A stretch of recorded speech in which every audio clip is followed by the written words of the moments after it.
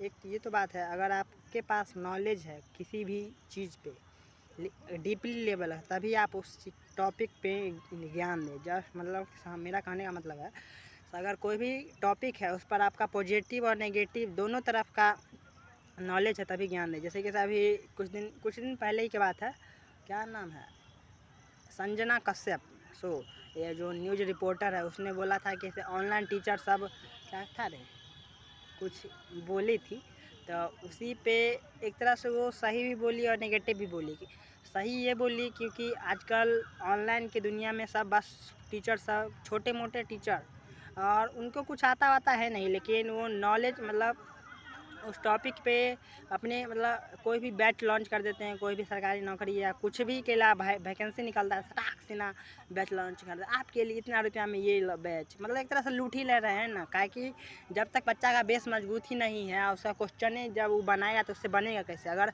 मान लीजिए अगर हम भी यूपीएससी का तैयारी करने के लिए बैठ जाएँ और हम डायरेक्ट क्वेश्चन आंसर ही करने लगे तो हमसे होने वाला है। जब तक हम उसके लिए उसका बेस मजबूत हम नहीं करेंगे, उसका जो जनरल नॉलेज जीएस है, उसमें स्टैटिक्स है, उस चीज़ को हम मजबूत नहीं करेंगे तो विदाउट मजबूत किए हुए हम कैसे उसका क्वेश्चन हम डील कर पाएंगे। पहला हमको क्वेश्चन समझ में ही नहीं आएगा, और उसी पे अगर हम बैच ले लिए तो एक तरह से मेरा तो पैसा बर्बाद हो गया, और हम उसका कोई फ़ायदा नहीं हुआ हमको। तो इसीलिए तो संजना कश्यप का ये भी चीज़ सही था। और दूसर का ये चीज़ है, जैसे कैसे वो बोली भी वो भी गलत ही बोली, क्योंकि ऑनलाइन की दुनिया में गांव सब में स्पेशली बहुत इफेक्ट पड़ा है। अगर ऑनलाइन की दुनिया जब से ऑनलाइन हुआ है तब तक गांव के बच्चे स्पेशली लड़की सब ज़्यादा पढ़ पाई है, वो सब जान पाए, इसीलिए कुछ शहर भी आ पाई है।